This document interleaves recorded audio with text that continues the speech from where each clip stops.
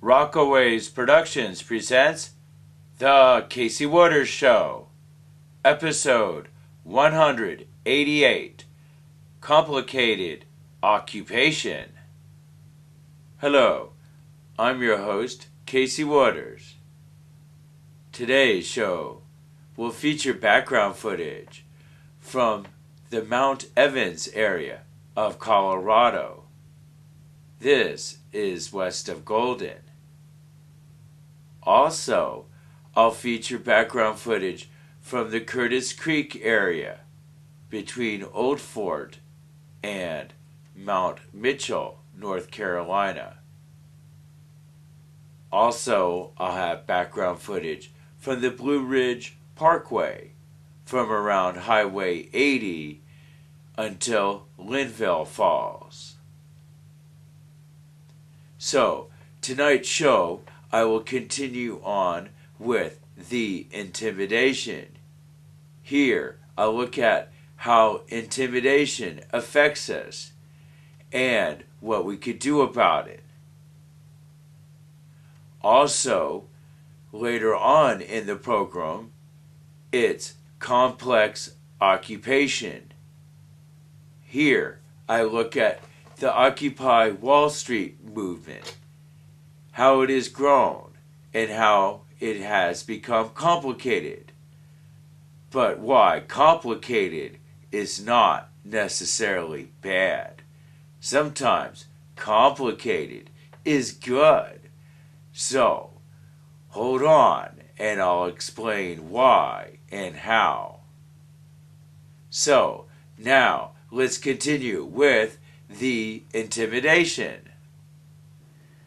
So, it will become more difficult to fight the right as they suppress more than logic and science, as they go after our fundamental government programs. Less money for education, less money for programs that help the poor, and less money for environmental programs. Instead, we have more money for national security, more money for domestic spending. More money for domestic spying, rather. Less money for infrastructure and highways, but certainly more money for the military, no matter what. They always get more money every year. Their budget is set on auto increase.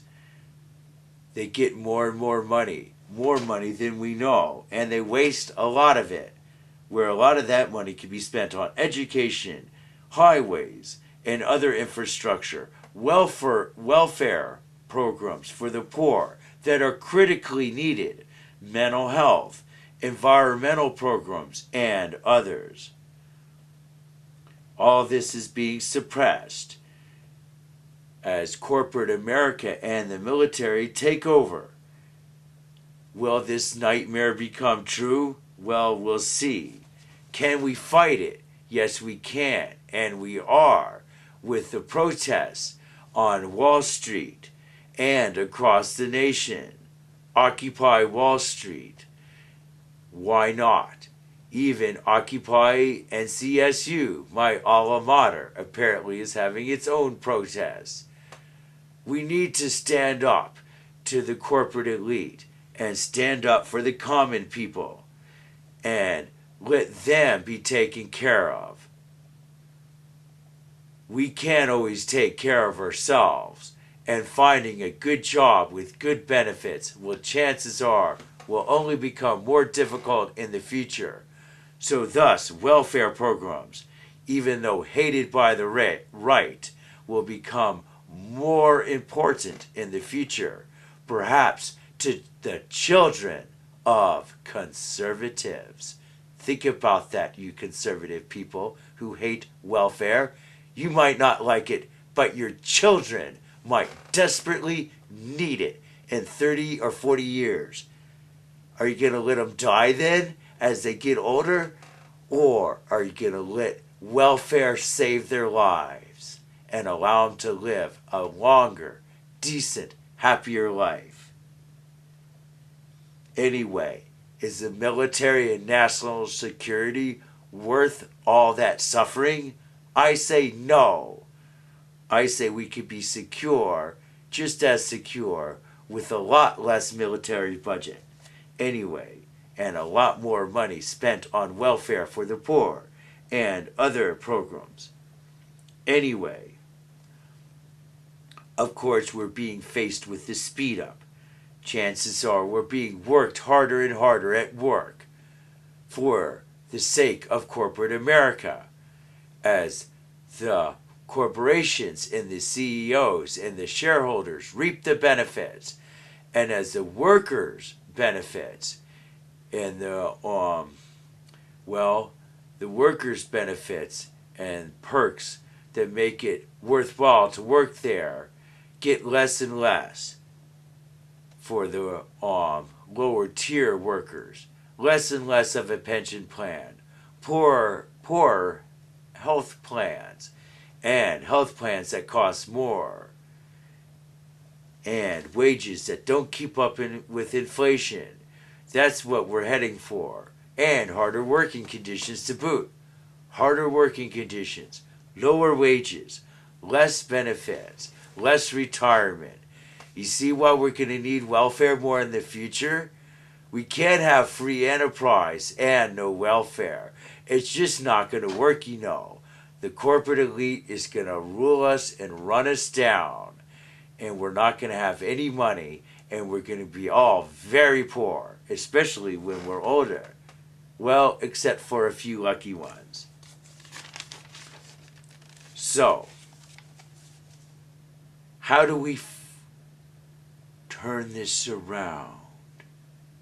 Well, in addition to the protests on Wall Street, which hopefully, even though they seem disjointed now, will become more cohesive, coherent, and will lead to real fundamental change, a government regulation. So Wall Street becomes less like a casino and more of a respectable institution that supports the common man.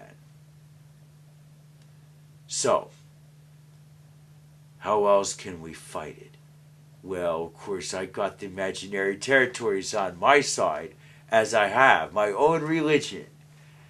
Well, where I'm from, the East Side Imaginary Territories, that values honesty and integrity and kindness and honesty. That East Side abhors violence and intimidation, especially both combined. The East Side doesn't like threats. The East Side doesn't like intimidation or violence, especially if it's for so one or few can gain over the many. The East Side is definitely on side of the many. The East Side is on your side. Don't forget, God's right behind the East Side and associated with it.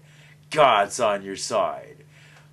God and all of his or her glory. God tailored to your religion, ready to fight for you. You just got to believe God is on your side, and God will be on your side to fight the intimidation. Also, don't forget to floss. Gee, I'm already 50 and my teeth are in great shape. Why? Because I've been flossing for the last 20 years. Every day, or almost every day. Flossing thoroughly. Using many strands of floss each time I floss. Sometimes using several strands just on one tooth. Pulling between the teeth in my front, pulling between the lower front teeth many times, getting out tons of gunk each time, getting lots of gunk from all around my mouth, making a mess of the mirror. Who cares how it looks? I'm concerned with my long-term health. Sure, and you should be too. Flossing with reach, woven floss, either fluoride or mint. There are many varieties of Reach woven floss. Get the one that gets out the most gunk. Make a mess. Floss often. It will help more than your teeth. It will help your heart and your brain and help your health in many other ways too.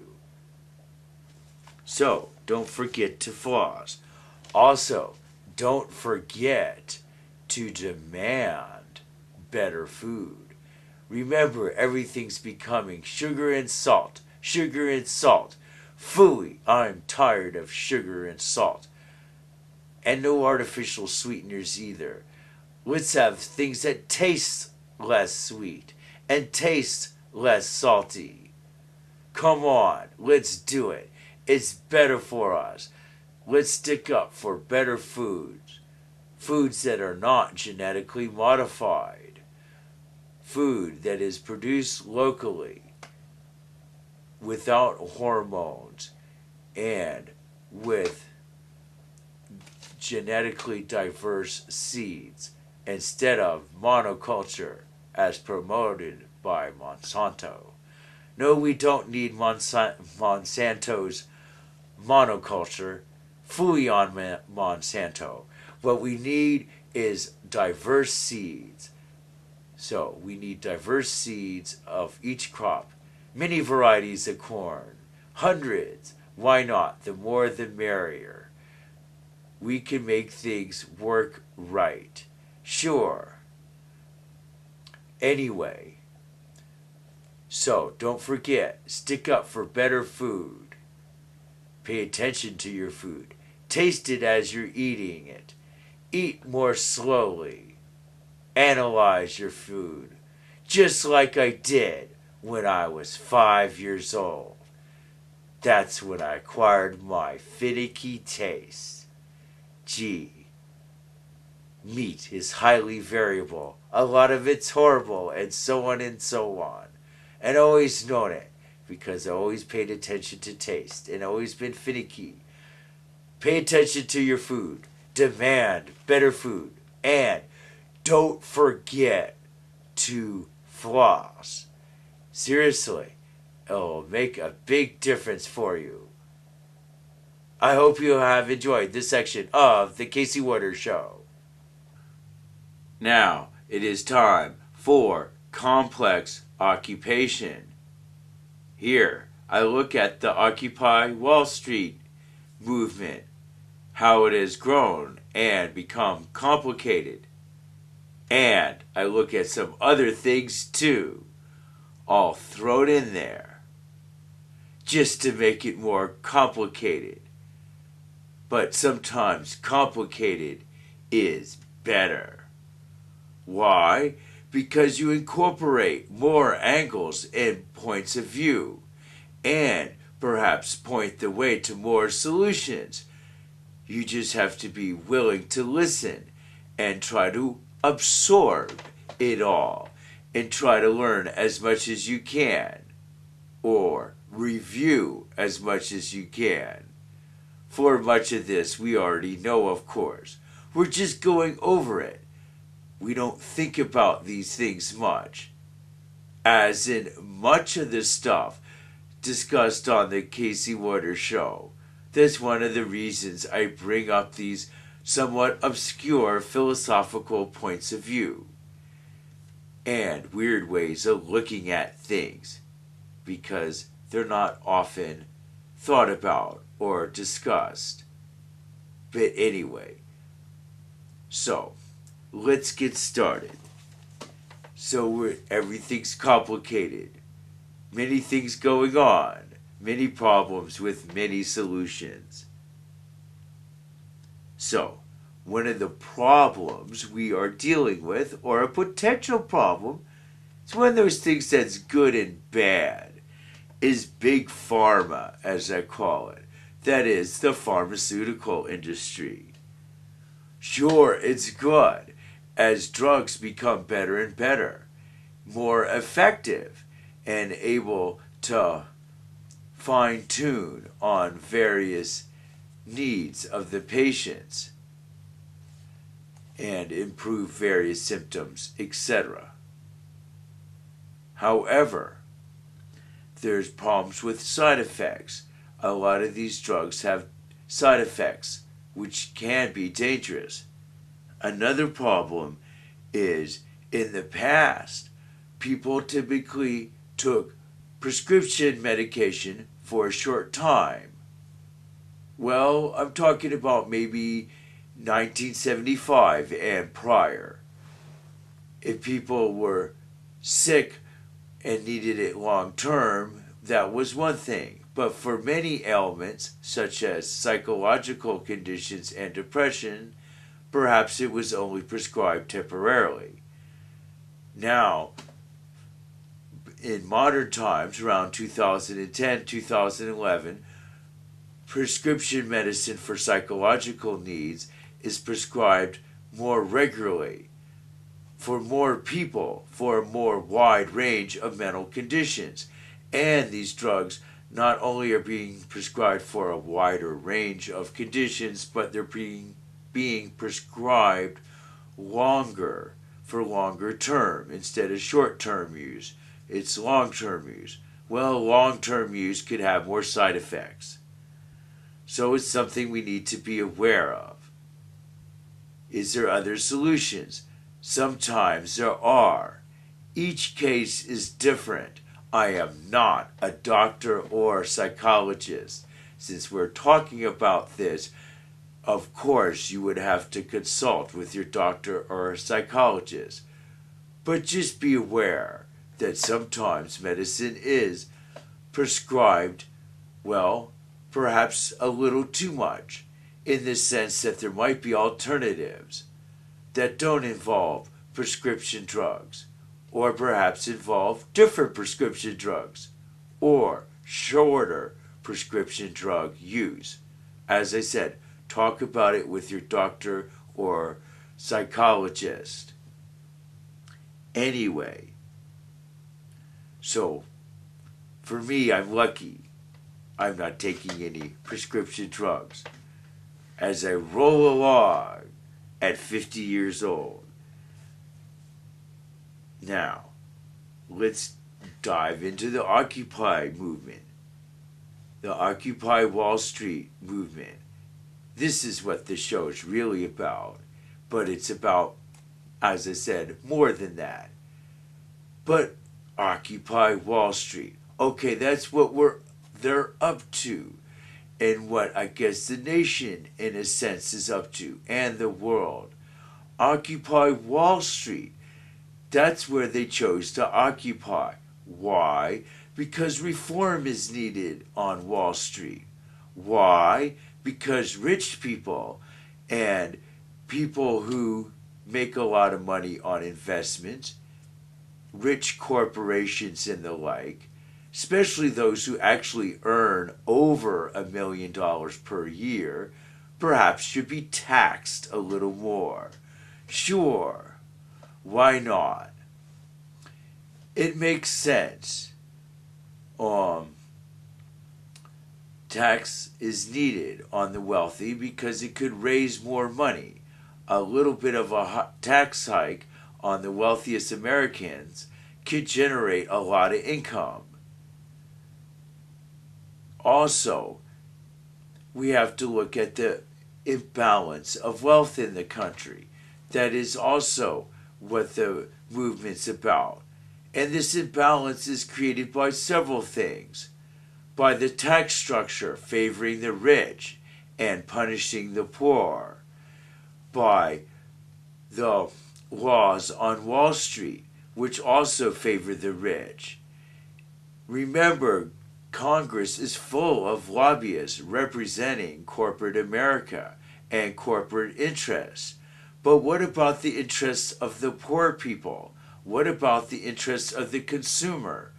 Often they run contrary to the interests of big business. And often big business wins out more, and the consumer and poor people lose out more. And so the gap between rich people and poor people grows ever deeper. I'm trying to remember, something like half of the income of the country is earned by the 89% and less of the wealthiest people of the country. So basically 90% and less in terms of how much you make per year, they earn half the country's income. Another quarter is earned or maybe owned, I'm not sure, perhaps owned might be more accurate. So half the country's wealth is owned by the people who make 90% or less of the income level. Between 90 and 99%, you got a quarter of the country's wealth. And the richest 1% own a quarter of the country's wealth. It's really distorted, and it might be even more distorted than that. Perhaps 1,000 families or less might control a significant portion of the country's wealth, perhaps over 10%. Something that needs to be looked into. How can we reverse the trends?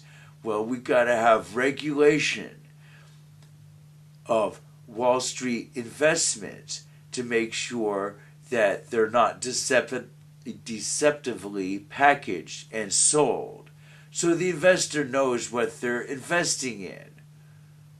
Also, we need to undo or redo many of the legislations and rules, many Wall Street rules that were enacted from 1895 till 1975 were enacted for very good reasons, i.e. to protect the interest of the consumer and the poor people, and to make sure the disparity of wealth doesn't grow too much between the rich and the poor. Between 1980 or so and now, a lot of these reforms, a lot of these laws that have been acted between 1895 and 1975 to protect the poor people, these laws that were enacted then are being undone from 1980 till now. Unfortunately, some of the damage has been reversed under President Obama, but only a limited extent. The poor people need more of a voice. Oh, Occupy Wall Street! Now you get it. That's their voice. We need the voice. At Wall Street, the symbol of wealthy America, so wealthy America and the corporate elite will wake up and realize that our needs, in some ways, is their needs. As the poor people do better, well, sometimes the rich people do better too, through economic theory, through the triple up effect, where as the poor people spend more, rich people could open up more stores and hire more people because poor people are spending more. Wealth trickles up. It doesn't trickle down, or sometimes it trickles down, but it trickles up so much easier and so much better. And it's better for the poor people for the wealth to trickle up. So, and lots of people are poor. And I'm not just talking about poor people, I'm talking about middle class and even wealthy Americans. They are protected under these laws that have been undone. It's only the extremely rich people, the richest of the rich, who benefit the most from the undoing of these Wall Street laws that were enacted to prevent the rich from getting too rich. So the rich people undid a lot of these laws, and hence they became richer. So the laws need to be put back into the place so the rich people can't get too much richer, and so the poor people have a chance of making some money instead of almost no chance. This deck is stacked against poor people in so many ways, it's not even funny. I don't have time to go over all of this. You just have to take my word for it. It goes far beyond Wall Street. The deck is stacked against poor people in education, in medicine, and in other ways, unfortunately. Anyway, 700 people got arrested at the Brooklyn Bridge for trying to occupy that. And a combination of other factors created Occupy movements in all sorts of small towns and cities across the world. For the same reason, we want the poor people to have a chance to get rich and to have better protections, better welfare programs in case they get sick or if they're old and destitute and poor. How much are they going to suffer when they're old and destitute and poor? Well, the rich people want old people to suffer more. That is, the extremely wealthy people who seem to control Congress are trying to take away Medicare benefits. And chances are, make it so old people and everybody suffers more, except for them.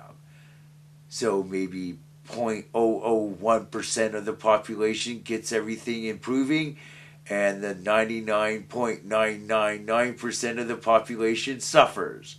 Maybe that not quite that extreme, but pretty darn close to it. So we have to reverse the trend. That's what this Occupy movement is about.